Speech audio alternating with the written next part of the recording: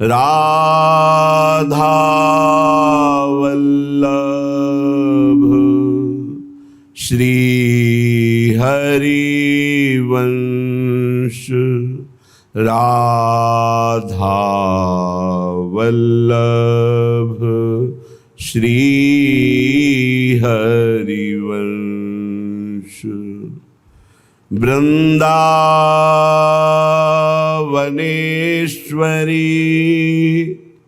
तवैव पदारविंदम प्रेमामृतैकमकरंद रसौघपूर्णम् हृद्यर्पितं मधुपते स्मरतापमुग्रं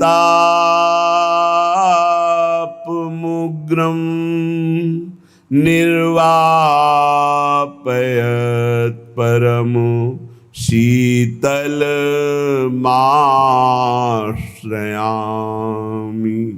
निर्वापयत् परमो शीतलमाश्रयामि।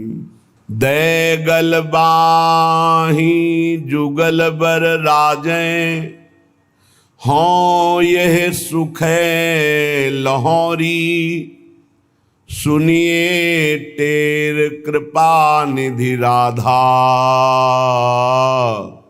पुनि पुनि विनय कहोरी। हे किशोरी जी, बार बार आपसे विनय कर रही हूं कि आप युगल सरकार को भर नेत्र एक बार देख पाऊं, ये विनय हमारी आप कृपा करके सुन लीजिए। अखियां रूप सुधा मदमाती राधा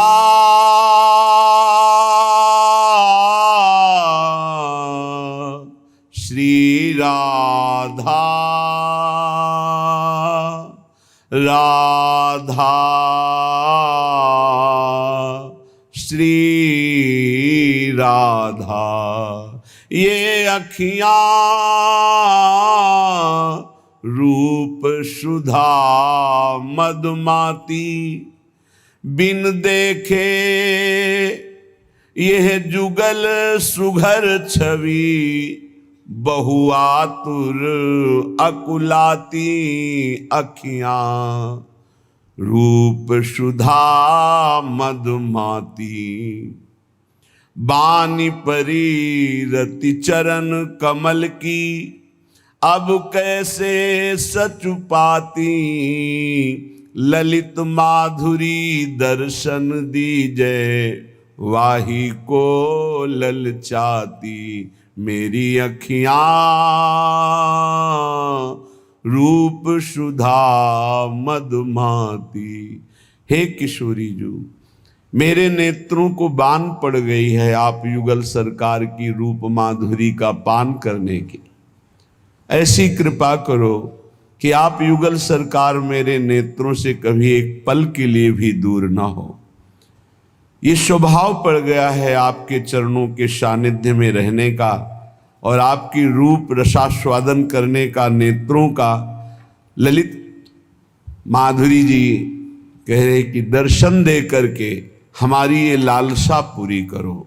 हे किशोरी जू, प्यारी जू मोतन हूं टेक। प्यारी जू मेरी टेक है, मेरी पुकार है। जब तक उपासक के हृदय में प्यारी जू प्यारे जू से मिलने की लालसा नहीं जगती, तब तक एक अव्यक्ति की तरफ बढ़ना बड़ा कठिन सा लगता है, क्योंकि हमने देखा नहीं, हमारी उनसे बात नहीं हुई, और जिनसे बात हुई है वो माया रचित शरीर हैं, शरीरों का राग है। तो उस अव्यक्त की तरफ जिसे देखा नहीं उसकी तरफ चलना बड़ा कठिन है, पर उसकी तरफ एक कदम चल दे तो बहुत जल्दी वो प्रसन्न हो जाते हैं कि इसने मुझे देखा नहीं, मेरे से बात नहीं हुई और मेरे लिए इसने देखे हुए, सुने हुए, भोगे हुए समस्त संबंध और विषयों का त्याग कर रहा है, इसलिए प्रभु उस पर बहुत जल्दी प्रसन्न हो जाते हैं। पर उपासक के हृदय में अव्यक्त की रूप माधुरी व्यक्त दर्शन करने की लालसा ये बहुत दुर्लभ है। देखो अपने सब बैठे हैं, कितने देखना चाहते हैं प्रिया प्रीतम को। देखने का तात्पर्य है कि जब देखने की चाह जगेगी तो दूसरी कोई चाह नहीं रह जाएगी। अभी तो बहुत सी चाहें हैं। हे किशोरी जू, मेरी टेक है कि मैं सिर्फ आपको ही देखना चाहती हूँ, आप युगल को भर नेत्र देखना चाहती हूँ, तो हम पर कृपा करो। प्यारी लाल तुम पे मैं बलिहारी, श्री बन माहि निरंतर बस के तुम्हरो ई गुण गाऊं। चरण निहोरी कहो कर जोरी, यह मांगे हो पाऊं। ललित माधुरी निरखी जुगल छवि, मन की साध पुराऊं। प्यारी लाल, प्यारी लाल तुम पे मैं बलिहारी। बलिहारी युगल सरकार, श्री वृंदावन का अखंड वास हो और आपके गुणों का निरंतर गान हो और हृदय में लालसा हो आपके मिलने की, बस यही हमारी चाह है। ललित किशोरी जी कह रहे हैं यही हमारी चाह है। ये चाह प्रकट होना समस्त साधना का फल है। जिस उपासक के हृदय में ये चाह प्रकाशित होती है, पूज्य श्री भाई जी महाराज हनुमान प्रसाद पोद्दार जी महाराज कह रहे हैं, सच्ची चाह का स्वरूप ये है कि चाही हुई वस्तु के सिवा और किसी में राजी ना हो, उसे कहते हैं चाह। जैसे हमारे हृदय में यदि चाह प्रकट हो गई है प्रिया प्रीतम के मिलन की, भगवत प्राप्ति की, अब हमें किसी भोग में, किसी पद में, किसी मान प्रतिष्ठा में राजी नहीं होना। यदि राजी हो गए तो चाह अधूरी, चाह तुम्हारी कच्ची। देखो इसमें जरा अपने को इस कसौटी में कसो। चाह भगवत मिलन की तभी मानी जाएगी जब केवल भगवत मिलन में ही आप राजी रहें। अन्य कोई मान प्रतिष्ठा, रुपया, पैसा, लाभ, सुख, इन पे आपकी हृदय की वृत्ति राजी न हो, उसे कहते हैं भगवत मिलन की चाह। जब चाह हृदय में भगवत मिलन की होती है तो उनके बिना जीना कठिन हो जाता है। सच्ची चाह का स्वरूप होता है अनिवार्य, अत्यंत आवश्यक, उसकी पूर्ति होनी ही चाहिए, नहीं मैं जी नहीं सकता। ये भगवत प्राप्ति की चाह देखो किसके हृदय में है। भारी प्रपंच छाया हुआ है चित्त में। जो कंचन कामनी विजयी हैं वो भी कीर्ति में लड़खड़ा के गिर जाते हैं, मान प्रतिष्ठा में गिर जाते हैं। हमारा नाम रोशन हो जाए, हमारा नाम का कीर्ति हो जाए, प्रकाश हो जाए, बहुत बड़ी हानि। इस स्वाप्निक जगत में अपनी यश कीर्ति चाहना मानो भगवान की चाह को मिटाने का पूरा रास्ता जो तय करके आए, उससे आपके जीवन में चाह प्रकट हुई, आपने नष्ट कर दिया। मान कीर्ति प्रतिष्ठा कोई भी चाह ना रह जाए। अनिवार्य अब जीवन का एक ही विषय है कि भर नेत्र प्रभु को देख लूं। उस एक परमात्मा के सिवा, प्रभु के सिवा, प्रियालाल के सिवा कहीं कोई वस्तु, व्यक्ति, स्थान में हमारा मन राजी ना हो तो माना जाएगा कि भगवत प्राप्ति की चाह उत्पन्न हुई है। पहले हमको अन्य चाहें नष्ट करनी होंगी। जब प्रेमी अपने प्रीतम इष्ट देव के बिना जीना मुश्किल हो रहा है, अब नहीं जी सकता, प्राण निकल जाएंगे यदि नहीं मिलेंगे, तो इष्ट देव को विवश होकर अव्यक्त से व्यक्त होना पड़ता है। वो हैं यही, पर वो विवश तब होंगे जब जीना मुश्किल हो जाएगा। मदन टेर में एक संत रहते थे जो बाह्य नेत्रों से रहित थे, जिसे नेत्रहीन कहा जाता है, लेकिन वो वास्तविक अंधे नहीं थे। वो वास्तविक ज्ञान नेत्रों से, प्रेम नेत्रों से परिपूर्ण थे। 20 वर्ष हो गए थे प्रियालाल की आराधना करते, वृद्धावस्था हो गई थी। अब उनको एक एक मिनट भारी पड़ने लगा कि प्राण निकलने का समय आ रहा है और प्रियालाल का साक्षात्कार नहीं हुआ। मैं तो दोनों तरफ से गया, बाहरी नेत्र है नहीं, अंदर के नेत्रों में झलक नहीं रहे, तो जीवन व्यर्थ, चिल्ला चिल्ला कर रोना आया। जब हम प्रभु के प्रीतम के मिलन की चाह से युक्त हो जाते हैं तो एक एक क्षण जीना मुश्किल हो जाता है। वो विकल होकर रोने लगे और विकल होकर कहने लगे कि हमें लगता है ये सांवरे सरकार बहुत कठोर हृदय के हैं, इनके संग से हे लाडली जो आप भी कठोर हो गई। वैसे तो आपका स्वभाव है करुणा में, दया में, पर संग दोष आपको अंदर आ गया। ये लाल जो कठोर हृदय कर लिए तो आप इनके संग से आप कठोर हो गई हैं, नहीं तो आप तो दया करुणा प्रेम की समुद्र हैं। ऐसे विलाप करके रो रहे थे। प्रियालाल का जहां नाम चलता है, लीला गायन होता है, वहीं प्रियालाल विराजमान रहते हैं। नाम बाणी जहां श्याम श्यामा तहां, नाम बाणी सुनत श्याम श्यामा सुबस, नाम बाड़ी निकट श्याम श्यामा प्रगट। विश्वास करो, जब आप नाम जप कर रहे हो तो प्रभु आपके पास हैं। जब आप लीला गायन कर रहे हो, वाणी जी का गायन कर रहे हो, तो प्रभु सुन रहे। अब उनको तो पता नहीं था, श्री जी सुन रही थी वहीं पास में, भूल गए, अपने आप को भूल गए। ऐसी करुणामयी हैं परम कोमल चित, जैसी हरिवंश परम कोमल चित चपल चली शीघ्रता पूर्वक बाबा के पास और बाबा को पकड़ के कहा मैं कठोर ना है। लालजू ने कहा अरे छुप छुप के आनंद ले रहे थे ये भोरी प्रियाजू ने तो भेद ही खोल दिया, तत्काल पकड़ लिया। कौन हो तुम? अपार आनंद हो रहा है। श्री जी ने कहा ये तुमने कैसे कह दिया बाबा कि लालजू के संग से मैं कठोर हो गई हूं? मैं कठोर ना है तो मैं कैसे जानूं कि आप हमारी स्वामिनी हो? मैं तो आंखों से अंधा हूं, आपको देख नहीं सकता। श्री जी ने कहा देखो ना, स्पर्श किया, दिव्य नेत्र प्रकाशित हो गए। देखा सामने मंद मंद मुस्कुराते हुए लालजू की बहुत चतुर हो बाबा। लाडली जू इतनी भोरी है कि समझ नहीं पाई तुम्हारी चतुरता और वो अपने को रोक नहीं पाई और तुम्हें स्पर्श किया। जब लाडली जू को देखा चरणों में साष्टांग लौट गए। प्यारी जू अब मेरे नेत्र अंधे कर दो, बस मुझे और कुछ नहीं देखना। आपको देखा बस इसी को बसाकर मैं अब कुछ नहीं देखना चाहता। यहां हम इस प्रसंग से ये देखते हैं कि जब हमारे हृदय में मिलन की भारी व्याकुलता होती है उससे पहले हमारे प्रभु हमारे पास विराजमान होते हैं। बस मिलन की व्याकुलता होना ही उनके साक्षात्कार का उपाय है और ये होता है खूब लीला गुण गायन, नाम जप, अन्य चाहों को मिटा दिया। सच्ची चाह में कोई कामना अन्य नहीं रह जाती।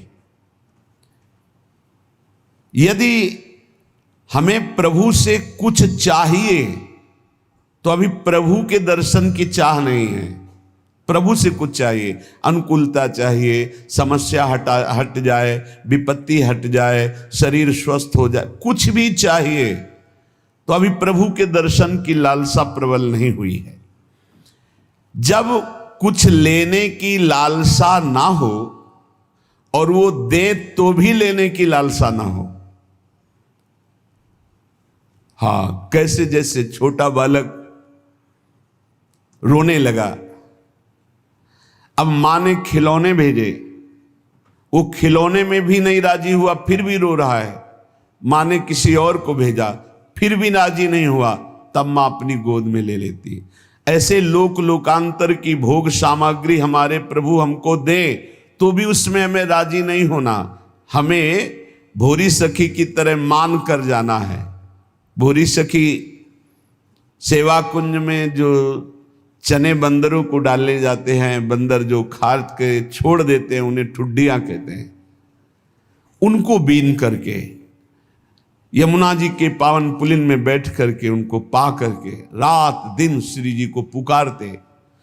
श्री जी को नहीं रहा गया, राधा वल्लभ जी के पूज्य गोस्वामी जी को स्वप्न में आदेश किया, मेरी प्रिय भोरी सखी यमुना किनारे विलाप करती रहती है, रोज मेरी थाल से उनको प्रसाद भेजिए।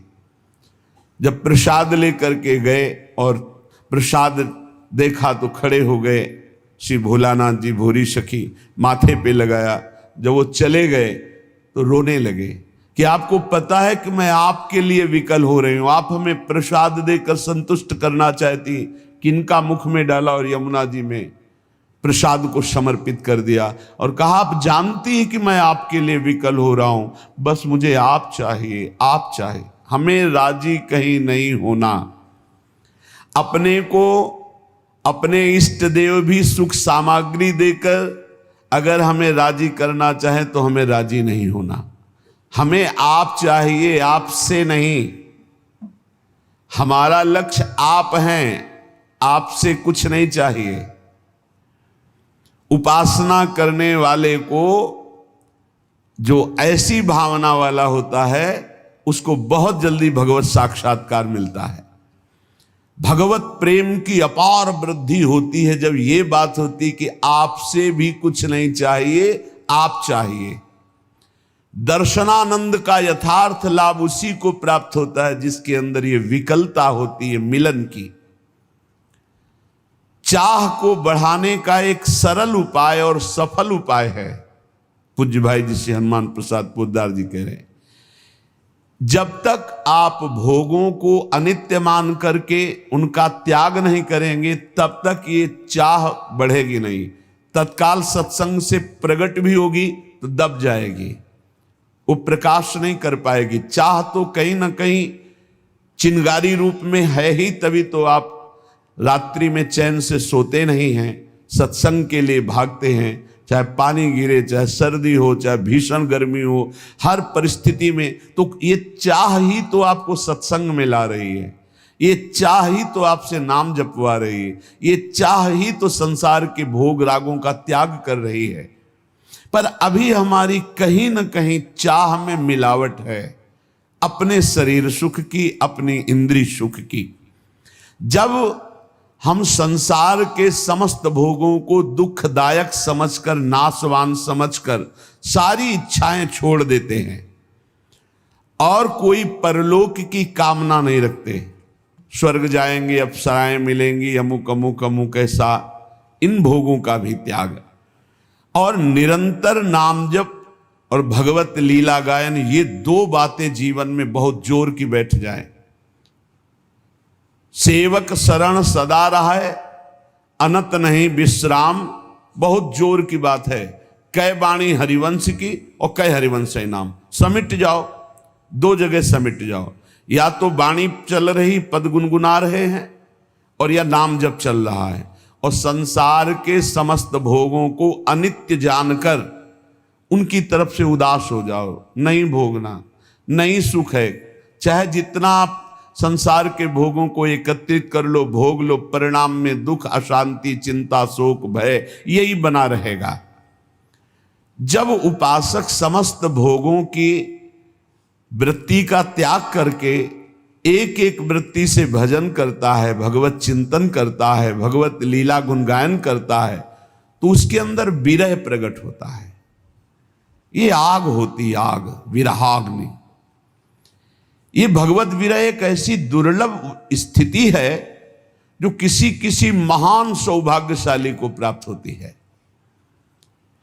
ये सबको प्राप्त नहीं होती, सबको हो सकती है, पर इस कोटि का त्याग कोई नहीं कर पाता।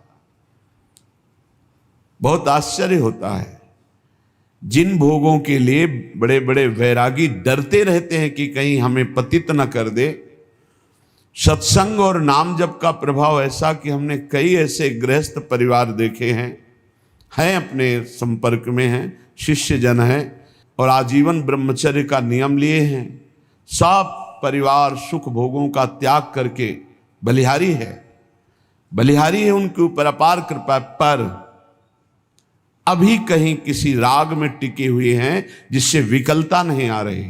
कोई न कोई आंतरिक राग है, उसको छोड़ दो तो विकलता आ जाए। कह रहे हैं ये परम सौभाग्यशाली किन्हीं उपासकों में विरह प्रकट होता है। विरह स्थिति, बिना विरह के संयोग सुख का अनुभव नहीं होता। जो लोग ये समझते हैं कि इस प्रेम मार्ग में विरह नहीं, तो आप भोरी सखी के पद पढ़ के देखो कैसा विरह है। विधि निषेध की परवाह नहीं शास्त्र की। प्रेमी का बस एक ही स्वभाव बन जाता है, उनकी याद करके रोना। वृंदावन धाम है, यहां की यही रीति है। समस्त गोपीजन एक साथ बैठ जाती, भगवत चर्चा करती है और चीख चिल्ला के रोती।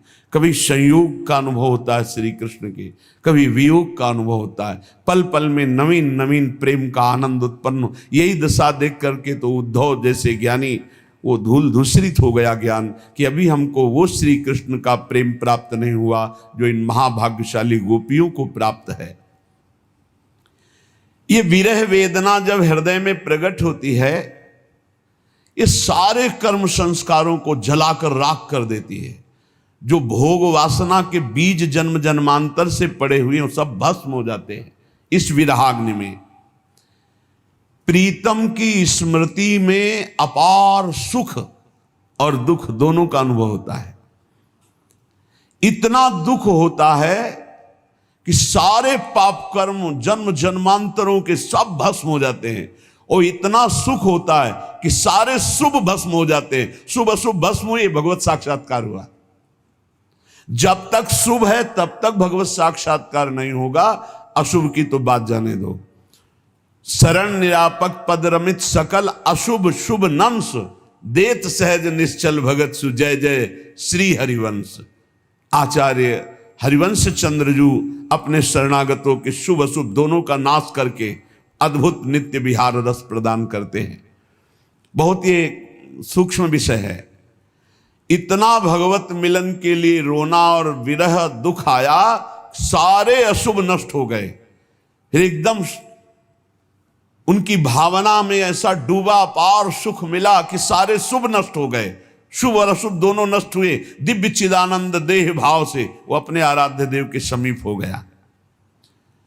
प्रभु को बुलाना नहीं पड़ता। जैसे पराग आ जाए तो भौरों को बुलाना नहीं पड़ता, भौरे आ जाते हैं। ऐसे ही प्रभु को बुलाना नहीं पड़ता, प्रभु अपने आप प्रकाशित हो जाते हैं जब शुभ अशुभ का नाश हो जाता है। शुभ अशुभ दुर्ग विध्वंस बल तब जयति जग उच्चरे। प्रीतम के लिए जब शरीर और प्राण तृणवत हो जाएं, तृण के समान अभी त्याग दें, वो भगवद आवेश में हर समय उपासक रहता है। जिसका शरीर और प्राणों से राग खत्म हो चुका है, मत चित्ता मदगत प्राणा, जो भगवत चित्त वाला भगवत प्राण वाला, ये वृंदावन के प्रेमियों की यही दशा रही है। वो अपने शरीर और प्राण को तृणवत त्याग चुके हैं, उनके अंदर विरहाग्नि जलती है। भगवत धाम, भगवत रूप, भगवत लीला, ये स्वयं उसके हृदय में प्रकाशित हो जाती है जो प्रभु की विरहाग्नि में जलता है। युगायितम निमेषेण चक्षुषा प्रावृषायितम शून्यायितम जगत सर्वम गोविंद विरहेण में। ये महाप्रभु चैतन्य देव जी का वचन है। गोविंद के विरह में एक निमेष कहते हैं पलक झपकने को, युगों के समान मुझे लग रहा है। युगायितम निमेषेण चक्षुषा प्रावृषायितम शून्यायितम जगत सर्वम गोविंद विरहेण में। एक पलक झपकने के समय में युगों के विरह का अनुभव हो रहा है महाप्रभु गौरांग देव को। ऐसा लग रहा है कितना लंबा समय हो गया हमने अपने प्राण प्यारे प्रभु को नहीं देखा। आंखों से अश्रुधारा बहती, बूंद नहीं अश्रुधारा। सारा जगत शून्यमय दिखाई दे रहा है, कोई प्रभु के सिवा कहीं कुछ नहीं, एकमात्र प्रभु, और वो दिखाई नहीं दे रहे, इसलिए भारी विरहाग्नि अश्रु प्रवाह। शून्यायितम जगत सर्वम गोविंद विरहण में, गोविंद के विरह में सारा जगत शून्य लग रहा है। एक पलक झपकने का समय भी युगों के समान लंबा लग रहा है। इस भगवद विरह में इतना असीम सुख है कि ब्रह्मा को भी वो सुख नहीं है। जो ब्रह्म पद में विराजमान ब्रह्मा जी हैं, जो भगवद विरही को आनंद मिलता है, वो ब्रह्मा जी को नहीं। फिर मिलन का जो आनंद होता होगा उसकी बात क्या। जिस दुख के सुख की समानता ब्रह्मा जी के पद में नहीं है, ब्रह्म परमेष्टि पद में, फिर उस सुख की समानता कहां की जा सकती है जो अपने प्रीतम को दे। निरखत नित्य विहार पुलकित तन रोमावली, आनंद नयन सुधार, यह जो कृपा हरिवंश की। त्रपित न मानत नैन कुंज रंध अवलोकितन, यह सुख कहत बने न, यह जो कृपा हरिवंश की। विरही को जो परमात्म सुख प्राप्त होता है, वो परमेष्ठी पद ब्रह्मा को भी नहीं प्राप्त है। ये प्रेम शून्य विषयी पुरुष इस बात को कैसे जान सकते हैं। वो अनुमान भी नहीं लगा सकते कि ये क्या चर्चा कर रहे हैं। विरही जलता है प्रभु के मिलन के लिए, पर उस जलन में महान शांति, महान आनंद होता है। जलन में आनंद, महान शांति, महान आनंद, एक आनंद की जलन होती है। जैसे ठंडा तो एक सीमा तक ठीक है, लेकिन बर्फ में लिटा दिया जाए तो लगता है ना दुखद। तो आनंद सहने की हमारे हृदय में एक क्षमता है। वो आनंद का सिंधु उमड़ पड़े तो मीरा जी बोल पड़ी, जो मैं ऐसा जानती प्रीत किए दुख होए। आनंद की अधिकता में बोल रही हैं, तो नगर ढिंढोरा पीटती है जी प्रीत न करियो कोई। आप चलिए फिर इस मार्ग में आगे खुद अनुभव होगा। इस जलन को वो मिटाना नहीं चाहता, वो बढ़ाना चाहता है प्रेमी। मिलन की भारी उत्कंठा और विरह अश्रुओं से कपोल भींगे हुए मिलन की भारी उत्कंठा बलिहारी है ऐसे उस उपासक को जिसकी ये स्थिति है। हा प्राणनाथ, हा प्रीतम, हा युगल सरकार, इस तरह वो एकांत में कराह करके रो रहा है। ओहो कितना स्वादिष्ट है ये कराह शब्द। आर्त भाव से, वो तो जो जीवन में कभी ऐसा कुछ मिनट के लिए अवसर आया वही एक कराह शब्द को जानते हैं।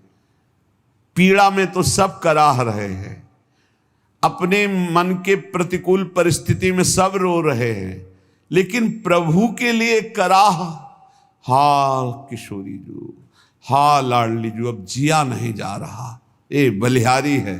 ऐसे उपासक से वायु स्पर्श करके अन्य शरीरों को छू जाए तो निष्पाप कर दे, ऐसे महान पवित्र होते हैं। रोते रोते कराहते कराहते वो ये दृढ़ निश्चय कर लेता है कि अब चाहे जन्म जन्मांतर लग जाएं, पर आपसे मिले बिना कहीं राजी नहीं हो सकता। ये दृढ़ निश्चय, मैं तुम्हारे विरह में हर जन्म लूंगा, हर जन्म में भर भर कर रो रो करके मैं आपको पुकारूंगा, हृदय भर करके रो करके पुकारूंगा। तुम्हारे वियोग की आग में जलता रहूंगा, पर किसी भी विषय या किसी भी व्यक्ति से मैं कभी संतुष्ट नहीं होऊंगा। बना रहे हमेशा यह विरह दुख दीवाना, मैं जानता हूं इसमें कितना आनंद मुझे है। ये विरह कभी मिटे ना, मैं आपके लिए सदैव तड़पता रहूं, इस तड़पन में कितना आनंद है मेरा हृदय जानता है। भगवत प्रेम का पागल वो विरही अपने प्रीतम के सिवा किसी से कोई परिचय नहीं रखना चाहता, जानता ही नहीं, और परिचय को कोई आ जाए तो पहचानता नहीं। वो अपने को सदा सदा के लिए आराध्य देव को बेच देता है। अब मेरे तो गिरधर गोपाल दूसरो न कोई, दूसरो न कोई। जब ब्याह हो करके मीरा जी का प्रथम रात्रि मिलन का समय लोकवत, उन्होंने राणा जी से यही कहा कि आप स्पष्ट मेरी बात समझ लीजिए, मेरा ब्याह हो चुका है, बचपन में ही मेरा ब्याह गिरधर के साथ हो गया है और ये शरीर गिरधर की अमानत है, आप इसे कभी स्पर्श मत करना। बहुत विवेकी थे, बहुत सौभाग्यशाली थे जिनको मीरा जी के बाह्य प्रगट पति बनने का सौभाग्य मिला। हाथ जोड़कर चरणों में प्रणाम करके खड़े हो गए और कहा, आज मैं ये वचन देता हूं कि एकांत में तुम हमारी गुरु होगी और हम तुम्हारे शिष्य, हमारा गुरु शिष्य का बर्ताव होगा और व्यवहार में आप पत्नी का व्यवहार करेंगी जिससे आपको अनुकूलता परिवार से मिलती रहे। उनका ऐसा ही होगा। एकांत में वो सदैव गुरु की भांति मीरा जी की आराधना करते थे। प्रेमी किसी को अपना मानता नहीं और जो अपने होते उनको पहचानता नहीं। केवल मेरे तो गिरधर गोपाल दूसरो न कोई, जाके सिर मोर मुकुट मेरो पति सोई, मेरे तो गिरधर गोपाल दूसरो न कोई। उनके चरणों में बिक जाता है। देखो कहां बिके हैं अपने लोग, रुपया में राजी, परिवार में राजी, भोगों में राजी, नाना प्रकार के शरीर आराम सुख व्यवस्था में राजी। वियोग की ज्वाला में जलता हुआ उपासक इस निष्ठा को प्राप्त हो जाता है। आश्लिष्य वा पादरताम पिनष्टुमा, मदर्शनान मर्महताम करोतु वा। यथा तथा वा विदधातु लंपटो, मत प्राणनाथस्तु सएव नापरः। वो चाहे मुझे अपने निज जान करके गले लगा ले या वो मुझे पैरों से मारकर चरण मारकर ठुकरा दे, तो चल मेरे योग्य नहीं। आश्लिष्य वा पादरताम पिनष्टुमा, ये मेरी विरहाग्नि में जलने वाली निज जन है ऐसा जानकर गले लगा लें या चरण मार के ठुकरा दे, तू मेरे योग्य नहीं। पादरताम पिनष्टुमा मदर्शनान मर्महताम करोतु वा, कभी मुझे दर्शन न दें। उनकी विरहाग्नि से मेरे मर्म स्थान जलते रहें। परंतु यथा तथा वा विदधातु लंपटो, मत प्राणनाथस्तु सएव नापरा।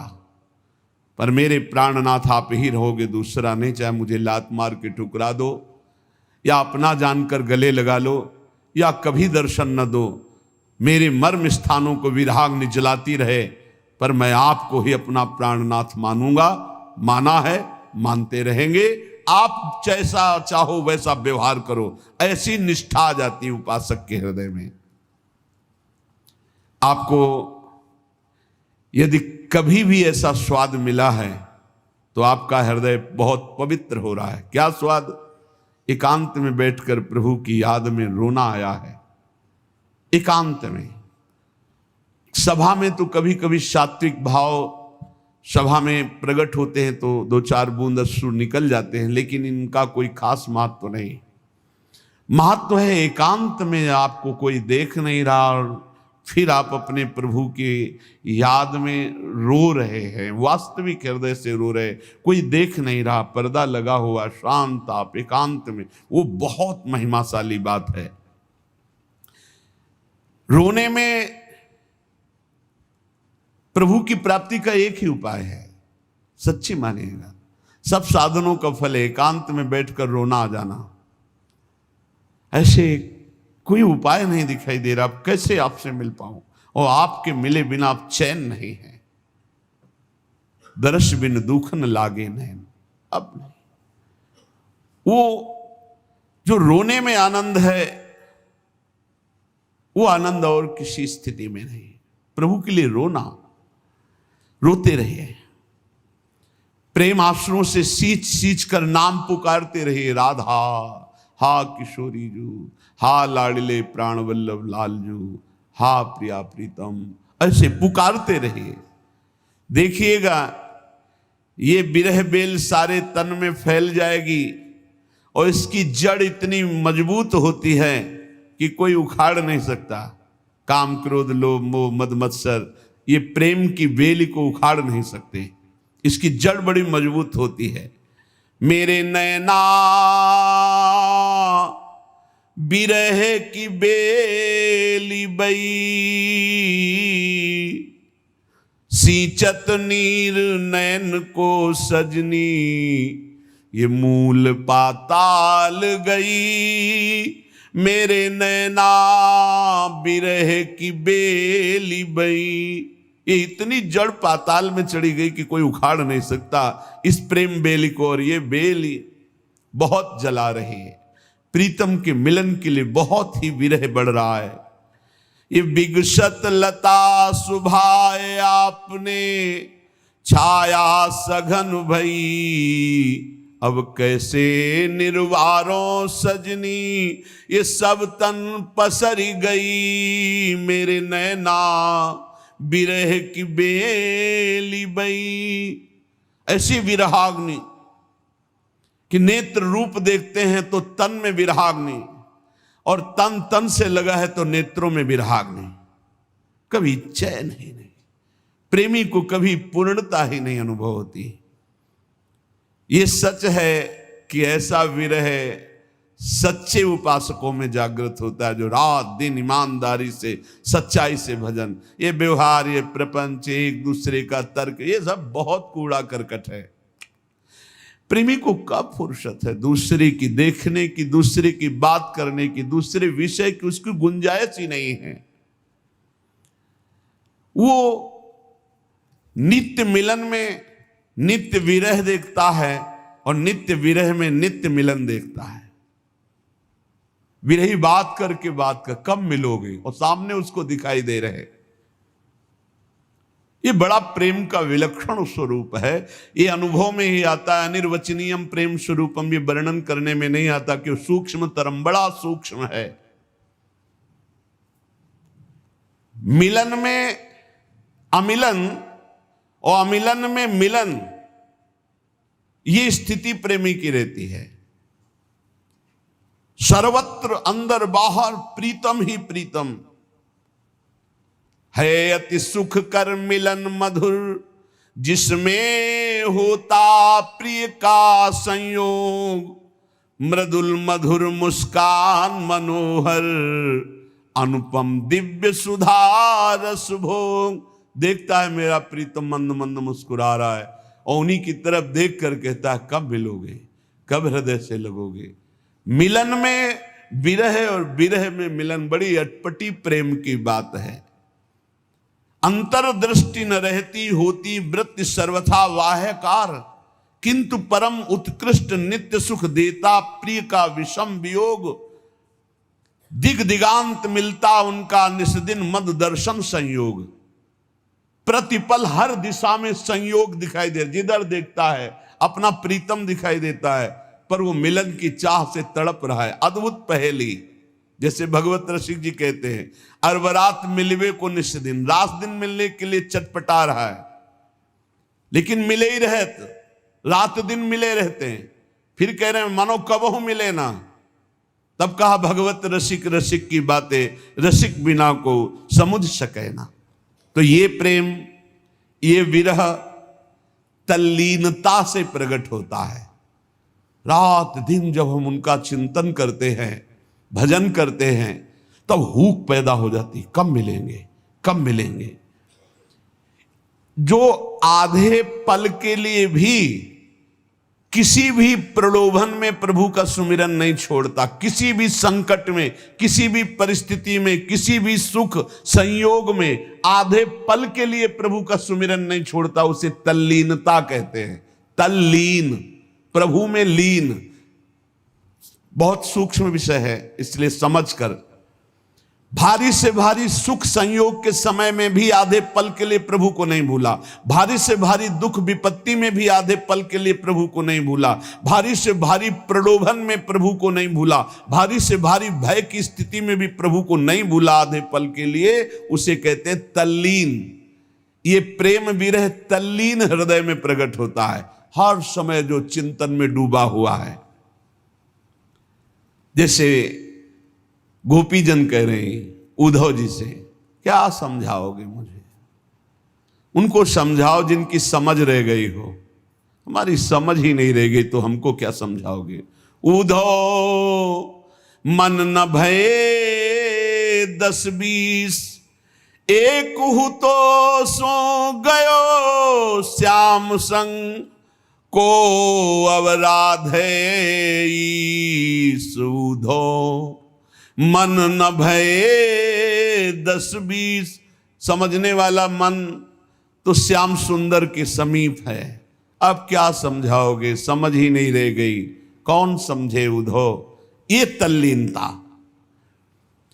अपने पास जब मन रहा नहीं तो हम क्या समझें, हम क्या सुख भोगें, हम क्या दुख अनुभव करें? क्योंकि सुख दुख का अनुभव करने वाला मन, और वो मन हमने दिया नहीं, चुरा लिया। मधुकर श्याम हमारे चोर, मन हर लियो माधुरी मूरति, निरखी नयन की कोर, मधुकर श्याम हमारे चोर। उद्धव मन हमने दिया नहीं, उन्होंने चुरा लिया। श्याम सुंदर ने हमारे मन को हर लिया। ऐसे उपासक के मन का हरण कर लेते हैं ये जुगल जोरी सरकार। मन हरणी चंचल चित्त आकर्षणी, चित्त का अपहरण कर लिया। अब ऐसे भक्त के चित्त का अपहरण कर लिया और बड़ी चतुराई से वो जान भी नहीं पाया कि उसका मन और चित्त प्रिया प्रीतम ने चुरा लिया।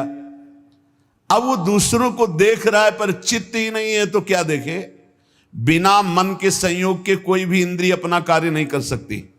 जैसे कान है, आप बात कर रहे हो लेकिन मन कहीं और हो तो हमें बात समझ में नहीं आएगी। फिर दोबारा पूछे क्या कहा आपने? बोले क्यों, आप सुन नहीं रहे थे? वो नहीं, थोड़ा मन कहीं और चला। मन अगर और जगह चला गया तो नेत्र खुले होने पर भी देखते हुए भी नहीं दिखाई देता, कान होने पर भी सुनाई देते हुए भी नहीं सुनाई देता। ऐसे ही उस उपासक की स्थिति होती है, जिसका चित्त, जिसका मन चित्त चोर प्रभु ने चुरा लिया। उसे अब न संसारिक बात सुनाई देती है, न संसारिक दृश्य दिखाई देता है, एकमात्र प्रभु में तल्लीन स्थिति। दूसरे की कल्पना नहीं उसके हृदय में। वो कैसे किसी से रति करे या कैसे किसी से बात करे।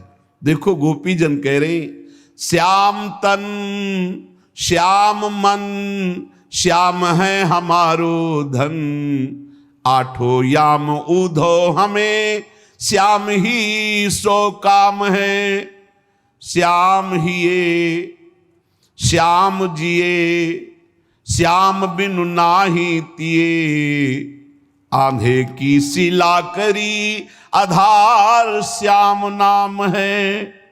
श्याम मति श्याम गति, श्याम ही है प्राणपति। श्याम सुखदाई सो भलाई शोभा धाम है। उद्धव तुम भये बोरे, पाती लेके आए दौरे, जोग कहाँ राखे यहाँ रोम रोम श्याम है। ये तल्लीनता की स्थिति, तभी गोपी प्रेम की ध्वजा। उद्धव तुम बावरे हो गए हो, ये ज्ञान की बात सुनाने के लिए आए हो, हमें योग सिखा रहे हो। अरे यहाँ रोम रोम में श्याम है। श्याम हमारे तन हो चुके, श्याम हमारे मन हो चुके, श्याम हमारे धन है। आठों याम केवल हमारा श्याम से ही संबंध है। श्याम हृदय में, श्याम जीवन है। श्याम के बिना हमारा अस्तित्व नहीं। आंधे की सी लाकरी आधार श्याम नाम है। आह, हमारी श्याम गति है, श्याम मति है, श्याम प्राणपति, श्याम ही सुखदाई, श्याम ही शोभा धाम। रे उधो तुम बोरे अभी खुद नहीं समझे कि योग क्या चीज। यार रोम रोम में श्याम रमा हुआ है। जब तक ये तल्लीनता नहीं आती, अपने प्राण प्यारे आराध्य देव को छोड़ करके और कुछ सुहाई देता है। कैसे भक्त, कैसे प्रेमी,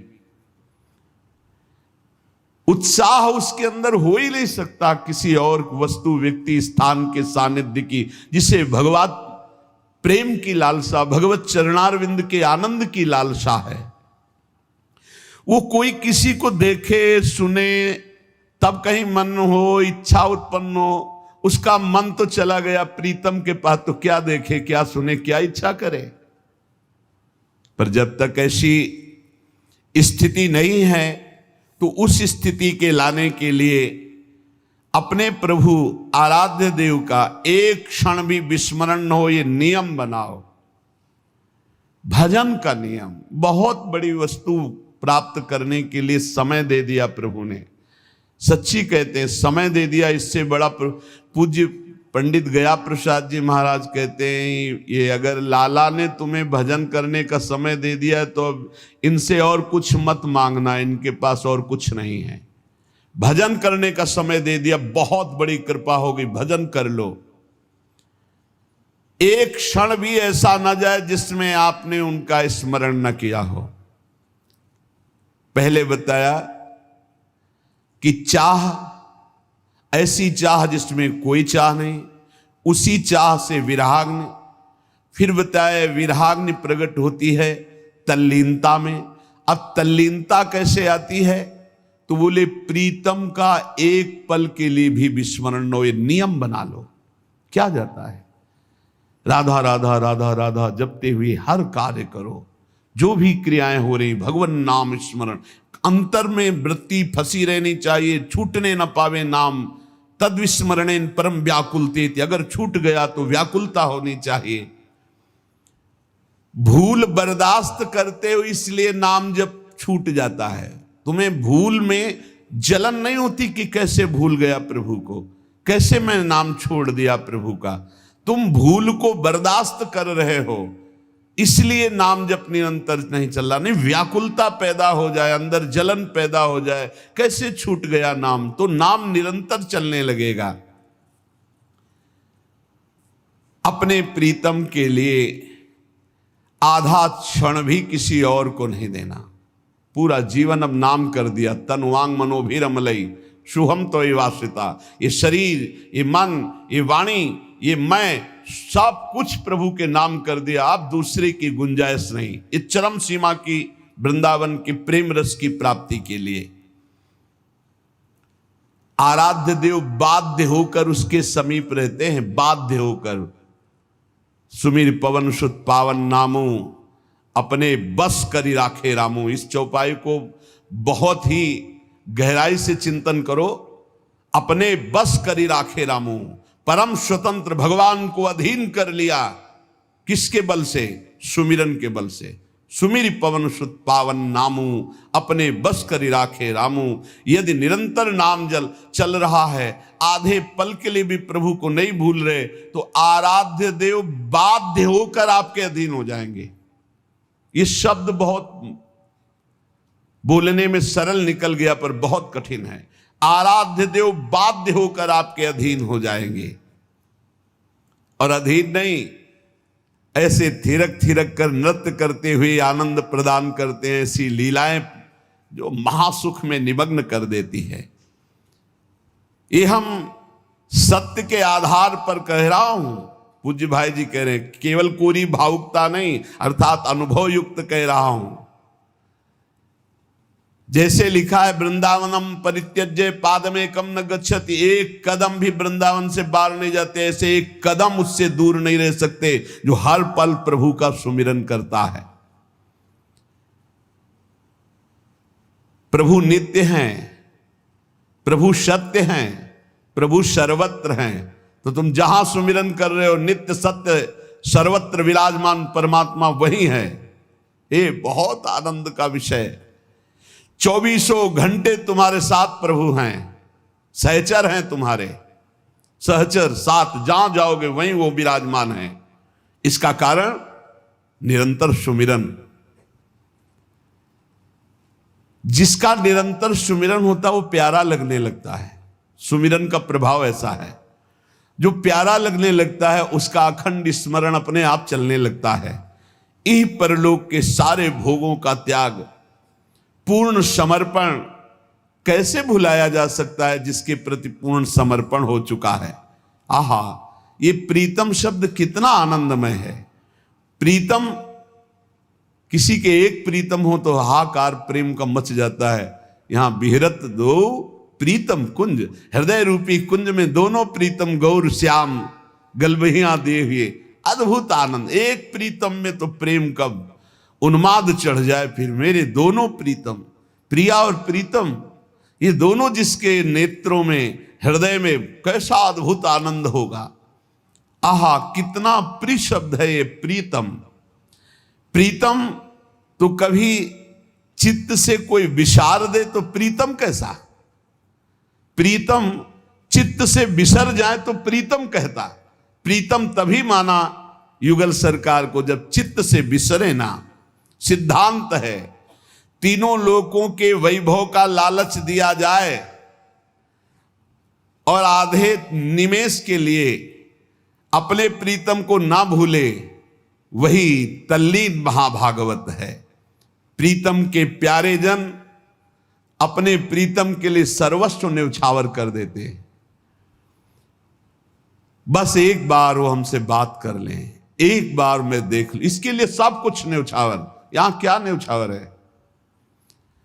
सही पूछो तो हम उनके नाम पर खुद अपनी वासनाओं की पूर्ति कर रहे हैं।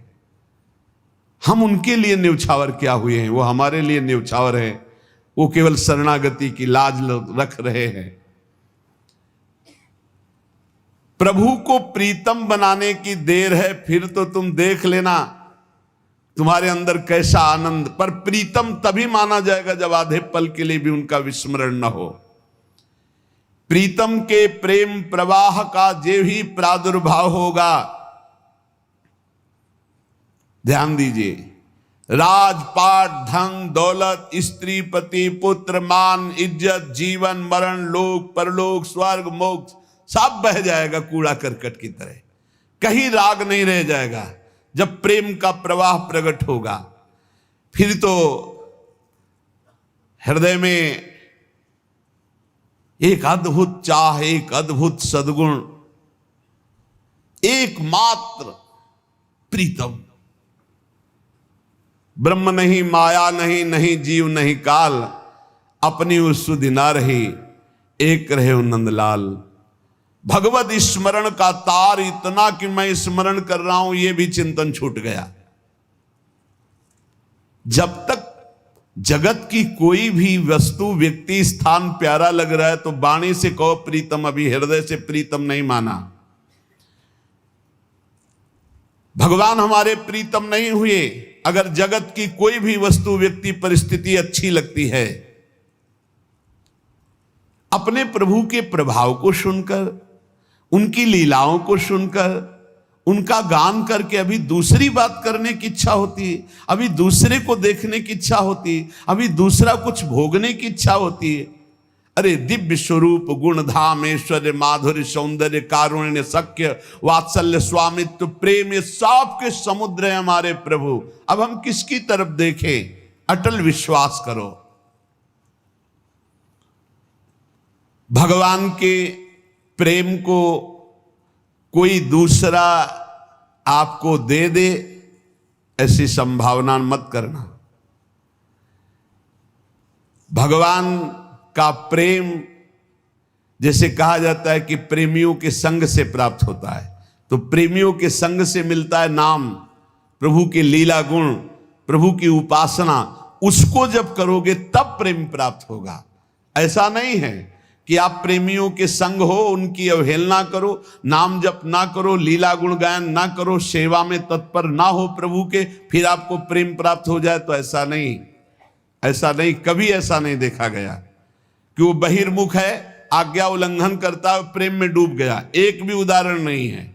इसलिए कह रहे हैं बहुत सुलझे हुए महापुरुष है भाई जी महाराज। तुम्हें कोई प्रेम दूसरा दे ऐसी संभावना मत रखना, संभव ही नहीं है। भगवान का नाम, भगवान का रूप गुण, लीला गुण गायन, उनकी सांगोपांग उपासना, ये मिलती है प्रेमियों से। और जब हम इसको करते हैं तब हमारे अंदर प्रेम आता है। अगर आप नहीं करेंगे, अवहेलना करेंगे, तो ऐसा नहीं कि उनके संग मात्र से आपके अंदर प्रेम आ जाएगा, नहीं। उनके संग का रंग यही आएगा कि आपको नाम प्रेम लगने लगेगा, नाम में प्रेम हो जाएगा, प्रभु के रूप में प्रेम हो जाएगा, प्रभु के लीला गुण में प्रेम हो जाएगा। आप खूब जपोगे, खूब लीला गुण गायन करोगे, सच्चे आचरण से चलोगे तो आप में प्रेम जागृत हो जाएगा। किसी मूल्य से भगवान को नहीं खरीदा जा सकता, कोई मूल्य देकर भगवान के प्रेम को नहीं प्राप्त कर सकता। लालसा ही भगवत प्राप्ति कराती है। आपको खूब नाम जपना चाहिए, खूब प्रभु के चरित्र सुनने चाहिए। ये देख करके प्रेम अपने आप हृदय में उदय हो जाता है। प्रेम साक्षात भगवान का स्वरूप है, जो भगवान को भी अधीन करता है और भक्त को भी अधीन करता है। मैं सभी के लिए हृदय से प्रार्थना करता हूं कि सब पर भगवान की कृपा और सब प्रेमी हो जाएं। पर जब तक नाम जप नहीं करोगे, देखो संतों का हृदय देखो। मैं सभी के लिए भगवान से प्रार्थना करता हूं कि सब सुखी हो जाएं, सब प्रेमी हो जाएं, सब पर भगवान की कृपा बरसे। पर जब तक आप नाम जप नहीं करेंगे, जब तक आप लीला गुण श्रवण नहीं करेंगे, जब तक आप ठाकुर सेवा में तन्मय नहीं होंगे, तब तक प्रेम का अनुभव नहीं होगा।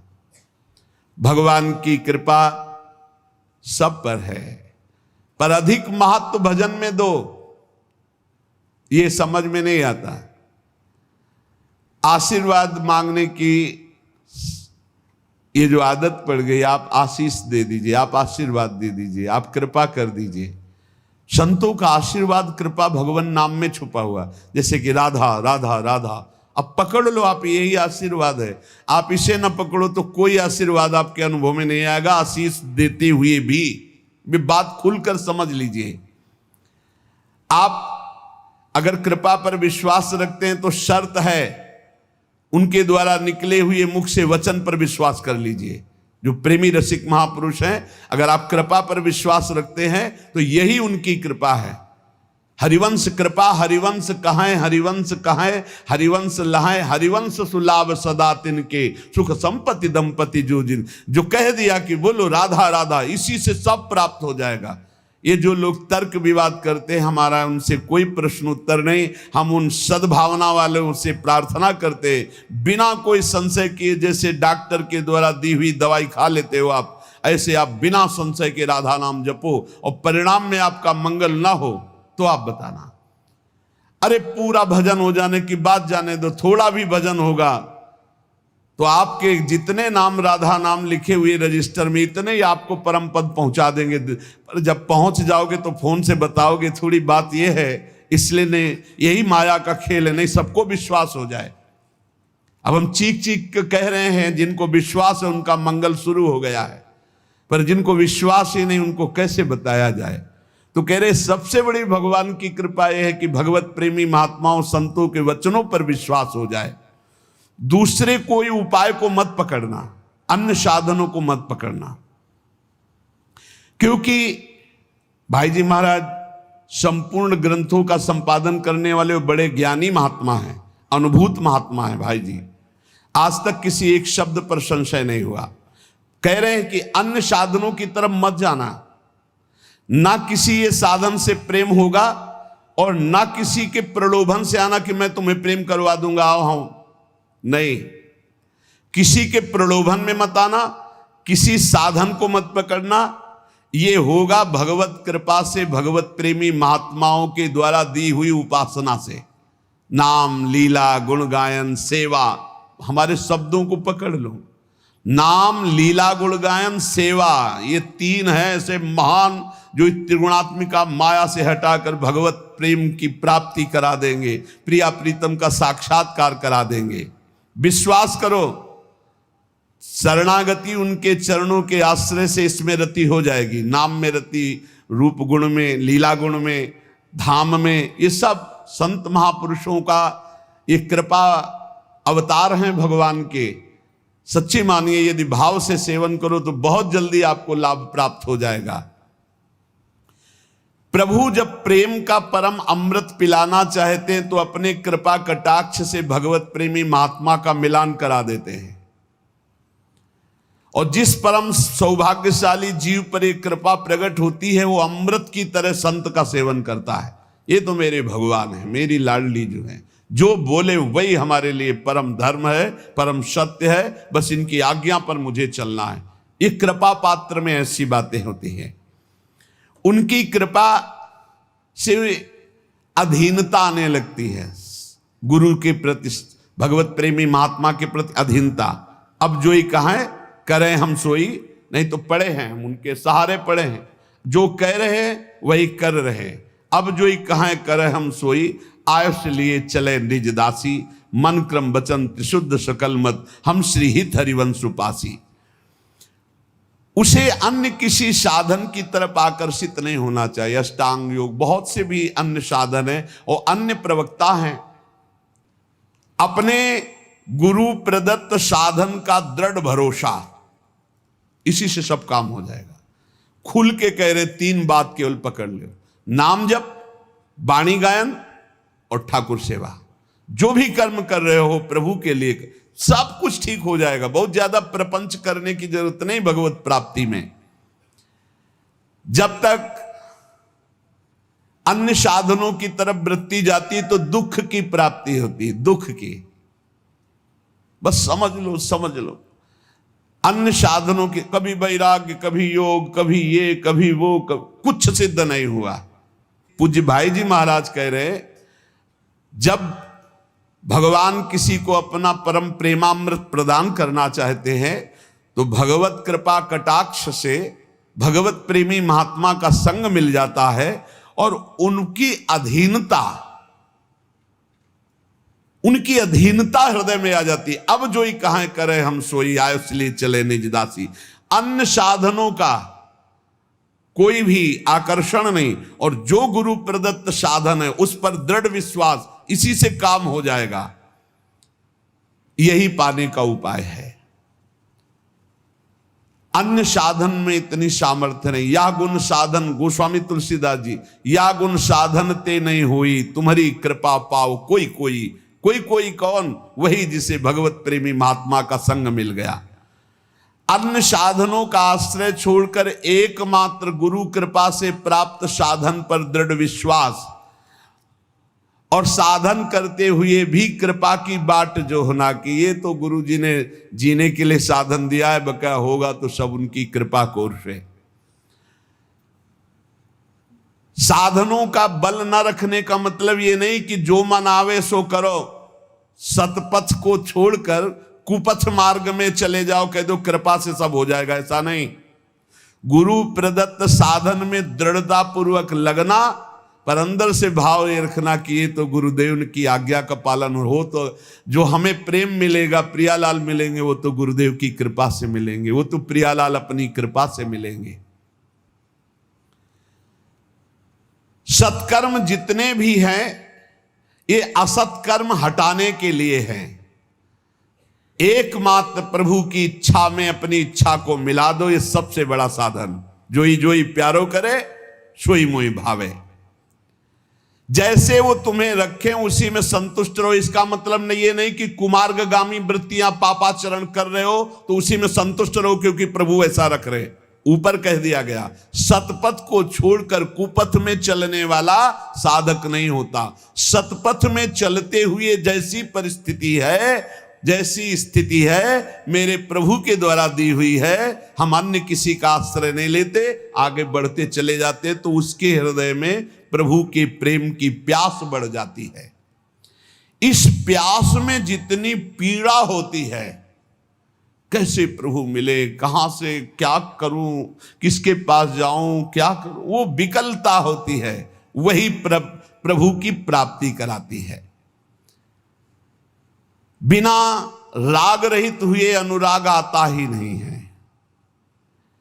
जगत में वस्तु व्यक्ति स्थान से राग है तो अनुराग प्रभु में कैसे हो सकता है। इसलिए भगवान वैरागी प्रेमी रसिक महापुरुष का संग देते हैं। प्रेम के अतिरिक्त और कोई चर्चा नहीं, प्रेम के अतिरिक्त और कोई चाह नहीं, प्रेम के अतिरिक्त और कोई कल्पना भी ना आवे, इसीलिए सत्संग देते। रोज नया सत्संग आपको नवीन जीवन प्रदान करता है। चाहे स्त्री शरीर हो या पुरुष शरीर हो, सबका अधिकार है इसी जन्म में भगवत प्रेम प्राप्त करके आवागमन से मुक्त होना। पर काम गंध का लेश मात्र भी दोष नहीं रह जाना चाहिए। प्रीतम के सुख की भावना करने के लिए देह सुख का त्याग, अपने सुख का त्याग और महान दुखों को गले लगाने का अभ्यास। घबराना नहीं चाहिए, भयभीत नहीं होना चाहिए। दुख के लिए भयभीत नहीं। आओ, तुम्हारा स्वागत है दुख, क्योंकि मुझे पता है तुम प्रभु की शरणागति पुष्ट करोगे और प्रभु का भजन बढ़ाओगे। पवित्र भावना, पवित्र विचार, पवित्र वाणी, पवित्र शरीर, तो परम पवित्र भगवान से प्रीति। फिर सुन लो, दुख को गले लगाने की सुदृढ़ भावना, जिससे लोग घबराते हैं, प्रेमी उसे गले लगाने के लिए तड़प रहा। आओ दुख, तुम्हारा स्वागत है। पवित्र भावना, पवित्र विचार, पवित्र वाणी, पवित्र शरीर, तो परम पवित्र भगवान के मिलन की प्रबल चाह, महासुख का परिणाम। भावना, विचार, वाणी, शरीर, इनका बलिदान करना पड़े। भावना तो प्रभु की, विचार तो प्रभु की, वाणी तो प्रभु के लिए समर्पित, शरीर तो प्रभु के लिए समर्पित। अब इस शरीर से अपने सुख भोग की कोई चेष्टा नहीं, क्योंकि ये धरोहर है प्रभु की। ऐसे पवित्र विचार, वाणी, शरीर वाला यथार्थ प्रेमी होता है। इस जगत में जो पाखंड कर रहे हैं, शरीर भोगों में लगा है, वाणी प्रपंच में लगी है, मन रुपए पैसे में लगा है, परिवार के भोगों में, परिवार के सुखों में, और बात हम करें ज्ञान, वैराग्य और प्रेम की, तो ये पाखंड ही होगा। अंतर की वृत्ति से प्रभु में नहीं लगे तो पाखंड ही होगा। आज घाटा हो रहा है सत्संग का, क्योंकि वाणी अपवित्र हो गई। कैसे? विचार अपवित्र है। विचार क्या? श्री कृष्ण से संबंधित विचार नहीं, श्री कृष्ण से संबंधित मन नहीं, श्री कृष्ण से संबंधित तन क्रियाएं नहीं। तुम्हारे विचार अपवित्र, विचार, मूल विचार ही अपवित्र हैं, तो आप फिर जो कुछ भी होगा वो दंभ पाखंड होगा। बिन विवेक वैराग्य भक्ति बिनु सत्य न एको मानो।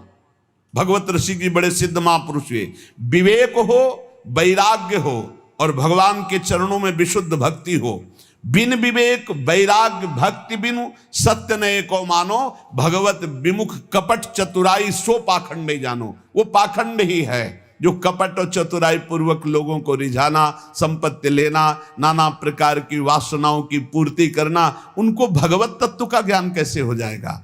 उनको भगवत लीला के रहस्यों का ज्ञान कैसे हो जाएगा? इसलिए इस जगत के भोगों से स्वाभाविक जिसका संत संग के प्रभाव से वैराग्य हो गया है, काम गंध लेश शून्य है, ऐसा पवित्र हृदय भगवत प्रेम का अधिकारी होता है। बहुत कम समय है जीवन का, और इसी जीवन में हमें भगवत प्रेम प्राप्त करना है। श्री बिहारिन देव जी महाराज कह रहे, ताते भजन श्याम कर लीजय। हे भैया, इसलिए भजन श्याम सुंदर का कर लो, बिहारी जी का कर लो। बोले किस लिए? बोले जिस शरीर से तुम बहुत प्रेम कर रहे हो, जिस शरीर के लिए तुम पाप आचरण कर रहे हो, जिस शरीर को तुम मैं माने हुए हो, बिट क्रमी भस्म सहजता के गुण, तब ही कहां ले कीजय, ताते भजन श्याम कर लीजय। भजन क्यों नहीं हो पा रहा? शरीर प्रियता, भोग प्रियता, मान प्रतिष्ठा। तो बोले शरीर तुम्हारा क्या है? ये कीड़ा बन जाएगा, कीड़े लग जाएंगे इसमें, भस्म हो जाएगा आग लगा दोगे तो। और अगर बाहर फेंक दिए तो कौआ पक्षी खा करके बीट कर देंगे, और इसकी कोई गति नहीं जिस शरीर को बहुत प्यार कर रहे हो। बीट, कृमि, भस्म, सहजता के गुण तब ही कहा ले की जय। काहे को इतना शरीर को प्यार करते हो कि पापाचरण में उतर गए, मनमानी भोगाचरण करके पाप कमा रहे हो। ये शरीर किसी काम में नहीं आएगा। अगर नाम जप नहीं कर रहे, भगवत आराधना नहीं कर रहे तो क्या होगा तुम्हारे जीवन का? ऐसे ही घटत अम्बु अंजलि लो, तैसे यह तन छीजे। जैसे अंजुली कस के बांध लो, पानी भर लो, तो आप देखोगे आप बांधे ही रहोगे और वो पानी खत्म हो जाएगा। ऐसे तुम्हारी आयु खत्म हो रही। जीवो अल्प विकल्प परे, घट घुन ज्यों दारु चरी जय। जैसे गेहूं में घुन लग जाए तो पता नहीं चलता, अंदर से खोखला कर देता है। ऐसे अंदर से हम खोखले होते जा रहे, हमारी श्वासें नष्ट होती चली जा रही, मरना पड़ेगा। कोई भी हो, एक दिन विचार करो। नारायण स्वामी एक दोहे में कह रहे, दो बातन को भूल मत, जो चाहे कल्याण, नारायण एक मौत को दूजे श्री भगवान। भगवान को याद करो और मौत को याद करो, आखिरी दिन आने वाला है। किसके लिए पाप कमाई कर रहे हो? किसके लिए ऐसे गंदे आचरण कर रहे हो? शरीर को पुष्ट करने के लिए दूसरे जीवों का मांस खा रहे हो। तुम्हारा शरीर किस काम में आएगा? अरे आग बन जाएगा या कीड़ा लग जाएंगे, और क्या होगा इसका? किस काम में आएगा इसका? इसका ज्यादा गर्व मत करो, अभिमान मत करो। तुम्हारे पास अभिमान लायक कुछ है नहीं। जिनके पास था वो भी मिट्टी में मिल गए। सास बाऊ 10 बदन आदि नृप, बचे न काल बलीते, मन पछतई है अवसर बीते। कैसा था रावण? सास बाऊ 10 बदन रावण कैसा था? बोले 10 मस्तक 20 भुजाएं, एक खोपड़ी तो है, तो कितना अभिमान करते हो। और जिसके 10 खोपड़ी हो, वो 10 खोपड़ियों से दिमाग चलता हो, कितना बड़ा निर्णय होगा उसका। 10 खोपड़ी एक साथ काम कर रहे, एक खोपड़ी वाले तो आतंक को बचा दे अगर दिमाग खराब हो जाए। और वो महाबली अभिमानी 10 खोपड़ी से एक साथ अलग अलग विचार, अलग अलग भाषा और 20 भुजाएं। जब वो चलता था तो पृथ्वी धमक से कांपती थी। जैसे बहुत बड़ा डीजे बज रहा हो तो नजदीक की भूमि नहीं, पैर धकता तो धमक में पृथ्वी कांपती थी। चलत दशानन डोलत अवनी, पृथ्वी कांपती थी। जैसे नौका में गजरात चढ़े ना तो हिलने लगा, ऐसे पृथ्वी कांपती थी जब रावण चलता था। देवताओं के लिए भी अजेय था, कोई देवता रावण से जीत नहीं सकता था। उसका भाई कुंभकर्ण, वो तो पूरा सृष्टि विनाशक ही था। भगवान ब्रह्मा जी जब वरदान देने के लिए प्रकट हुए, बोले वरदान मांगो। ब्रह्मा जी बोले तो कि वरदान मांगो, पर सोचा कि ये वरदान कहीं कुछ और मांग लिया तो गड़बड़ हो जाएगा। अगर ये जागता ही रहा तो हम जितना रचेंगे सब चाट जाएगा। इसका बाल भोग राजभोग में सब पूरी सृष्टि चली जाएगी रोज के उसमें। ऐसा था कि जब जगता था ना तो बड़े बड़े बाड़ों में पशु आदि सब बंद करके रखे जाते थे उसके भोजन के लिए। हजारों भैंसे बाड़ों में बंद है, जब जगेगा कुंभकर्ण उसके लिए बाल भोग चाहिए, राजभोग चाहिए। कुंभकर्ण महाकाय सृष्टिकर्ता ब्रह्मा जी चिंतित हो उठे। उसका भाई था, वो बोला इंद्रासन, निकला क्या? निद्रासन। बोले तथास्तु, सोता रहे तो भैया, सोने में ही तेरे कल्याण। और रावण का पुत्र मेघनाथ तो देवराज इंद्र को ऐसे बंदी बना के लाया था जैसे किसी बंदर को पिंजड़े में बंद करके, ऐसे रावण के सामने कैद करके देवराज इंद्र को। भगवान शंकर सहित कैलाश पर्वत को कई बार ऐसी भुजाओं में उठाया रावण ने, देख लो। और घर में झाड़ू लंका में कौन लगाता था जानते हो? लिखा हुआ इसमें, वायु देवता झाड़ू लगाते थे। हवा चल गई साफ, सोने की जरूरत नहीं है। वरुण देवता वहां पानी की व्यवस्था अपने आप, जहां पानी लगना है वहां बरसा, जहां जैसी हर व्यवस्था पानी की, जितने में बरसना है उतने में ही। पंखा अपने आप चलते थे क्योंकि पवन देवता पंखा करते थे। अग्नि देवता चूल्हा जलाने की जरूरत नहीं, जितनी जरूरत है उतना अग्नि अपने आप प्रज्वलित हो जाएगा, उतनी सेवा करेंगे। भोजन पकाने के लिए अग्नि जलाने की जरूरत नहीं थी। वन उपवन सींचने के लिए वरुण देवता, राक्षस राज रावण के स्नान के जल की व्यवस्था स्वयं वरुण देव करते थे। लोकपाल हाथ जोड़े खड़े रहते थे।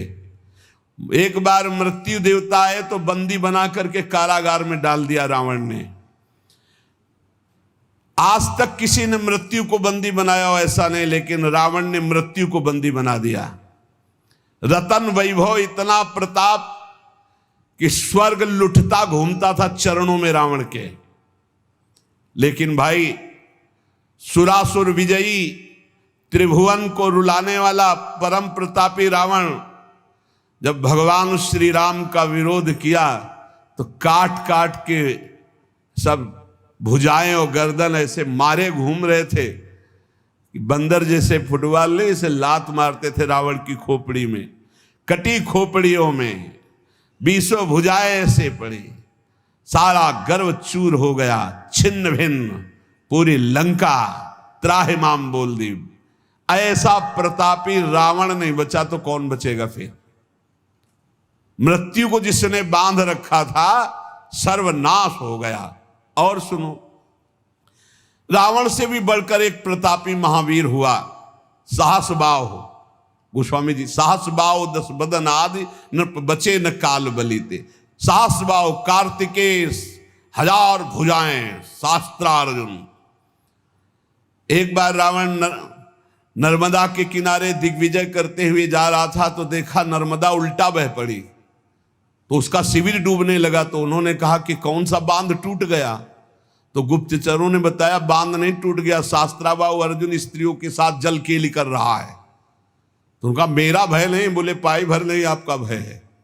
बोले त्रिभुवन में ऐसा कौन है जिसको मेरा भय नहीं? मार उछलते हुए गदा लेकर और 20 भुजाओं में 10 धनु धारण करके एक साथ बाण संधान कर सकता था। वो 1000 भुजाओं में 500 धनुष धारण करके एक बार संधान कर सकता था। तो रावण गए, ललकारा है, देखा शास्त्राबाहु अर्जुन को, ललकारा, शास्त्राबाहु अर्जुन निकाय। तो रावण को ऐसे पकड़ लिया जैसे कोई कार्टून को पकड़ लिए। 10 खोपड़ी 20 भुजा ले जाके घुड़साल में बंद कर दिया, जहां घोड़े बंधते थे। पुलस्त्य जी ने जाकर के इसको छुटाया था। ऐसा महाबली 1000 भुजाएं 500 धनुष एक साथ चढ़ा करके अलग अलग अस्त्रों का संधान करने की सामर्थ्य भगवान दत्तात्रेय की कृपा से प्राप्त थी। शारीरिक बल था, योग की सिद्धियां थी, कोई तुलना नहीं थी शास्त्राबाहु अर्जुन की। पर क्या काम आया?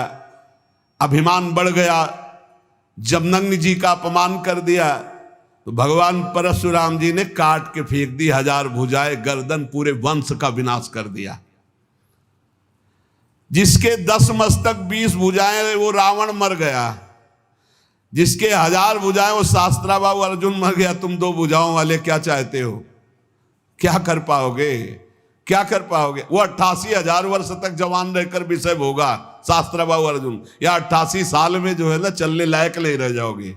88,000 और 88 साल, 88 साल तक तो पहुंचना ही मुश्किल है। और अहंकार ऐसा है कि शास्त्राबाहु अर्जुन को भी परास्त कर सकते हैं। अहंकार तो ऐसा है। तो कह रहे सास बाऊ 10 बदन आती नृप बचे न काल बलीते, मन पछतई है अवसर बीते। बिहारी देव जी महाराज कह रहे हैं जीवो अल्प, थोड़ी जीवनी रह गई है, थोड़ी ताकत है, और विकल्प युग तक के। ऐसा लग रहा है कि वो अपने परिवार के लिए युग युगांतर की व्यवस्था करके जाएंगे और भरोसा नहीं है मिनट का।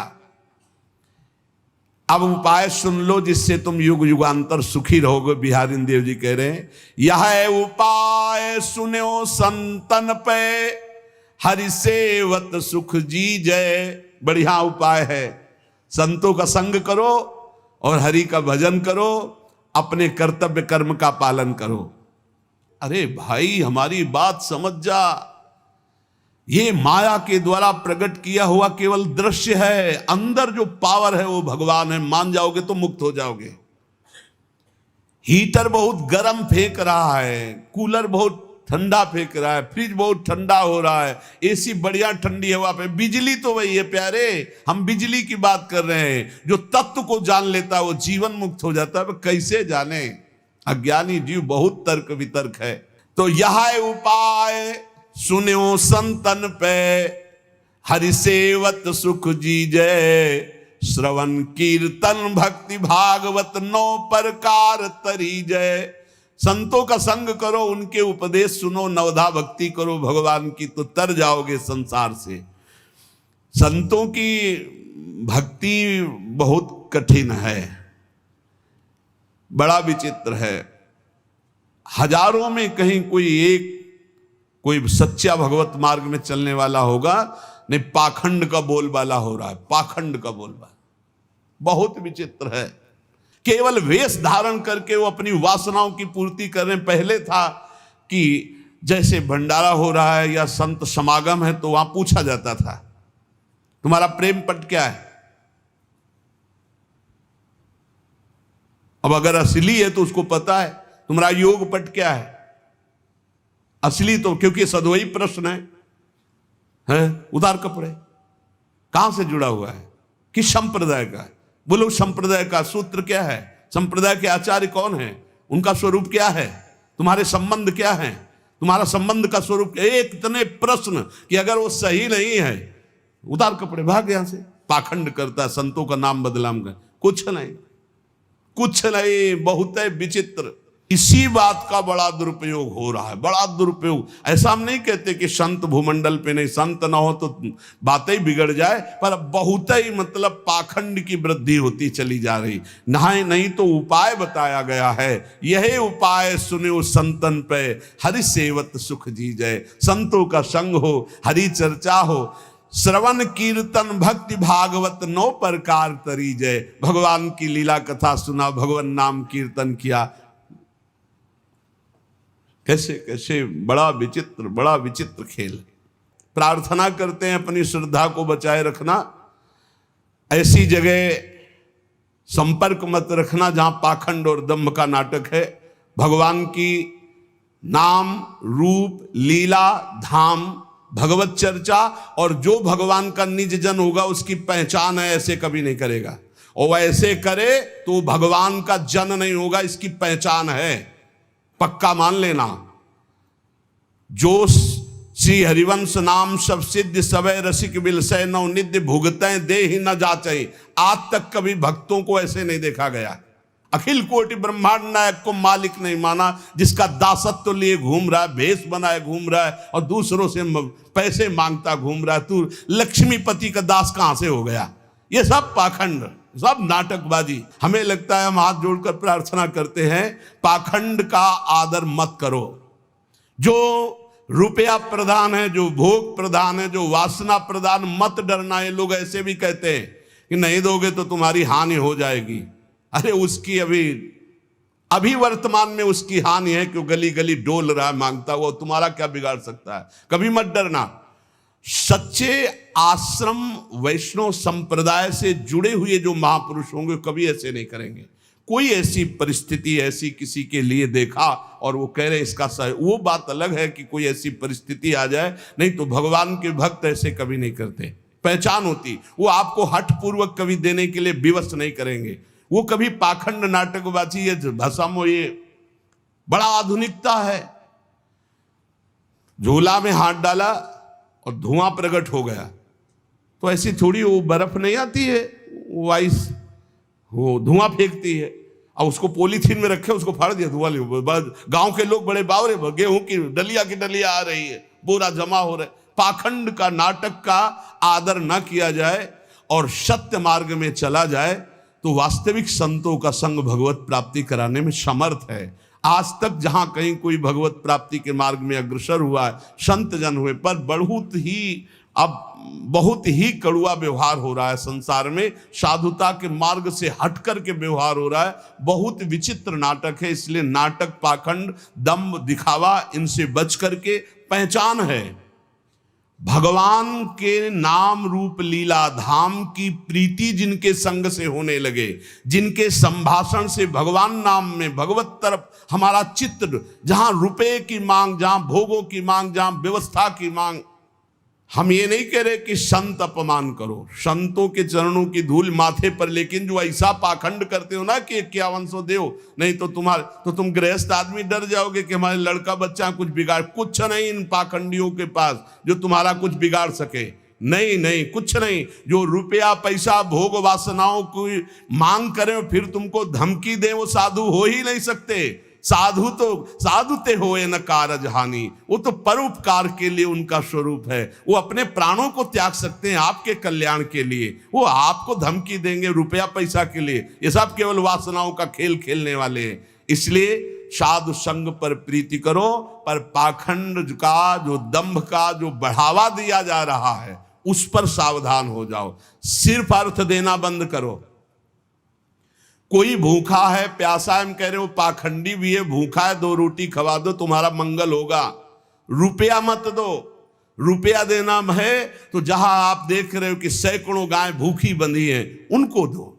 देख रहे हो कि सैकड़ों लोगों को यहां निःशुल्क औषधि दी जाती, वहां रुपया जाके जबरदस्ती दे आओ, वो मंगलकारी है। एक पौशाला खोल दो, एक बड़ी नाद खोल के जल भर दो, पशु पक्षी पिएंगे। जहां साधु जन भोजन करते हैं वहां दे दो। ऐसी जगह देख करके कि जहां आपके धन का सदुपयोग हो, दुरुपयोग हो, पाखंड की वृद्धि हो, नाटक नौटंकी बाजी की वृद्धि हो, ऐसा मत करो। साधु संग भगवत प्राप्ति का हेतु है, पर कुसंग जो है वही हमारे धर्म और भगवत प्राप्ति में बाधा डाल सकता है। श्रवण कीर्तन भक्ति भागवत 9 प्रकार तरीजय, विषय विकार विरत रति मन क्रम बचन चरण चित दीजय। बिहारी दास प्रभु सदा सजीवन, बदन अम्बुज रस पीजय। ताते भजन श्याम कर लीजय। मन वचन कर्म से इसी जन्म में हमें भगवत प्राप्ति करनी है, ऐसा दृढ़ निश्चय करो और भगवान के भरोसे होकर भगवान से प्रार्थना करो कि हमें साधु संग मिले। क्योंकि भगवान जानते हैं उनका सच्चा भक्त कौन है और माया का भक्त कौन है। तो भगवान तुम्हें कृपा करके संत संग दे देंगे। जब द्रवहि दीन दयालु राघव तो साधु संगति पाइए। अब मोहि भा भरोस हनुमंता, बिनु हरि कृपा मिले नहीं संता। और जब संत मिल गए तो साधना मिल गई, साधना मिल गई तो भगवान मिल जाएंगे, पक्का मिल जाएंगे। बस संतों के आदेशानुसार अपने मार्ग में बढ़ते चले जाओ। खूब नाम जप करो, लीला गायन करो और अपने कर्म को भगवान की सेवा मानकर करो और उसे समर्पित कर दो, तो इसी जन्म में अध्यात्म उन्नति आपके हृदय में प्रकाशित हो जाएगी। शेष चर्चा आगे। श्री राधा वल्लभ लाल की जय।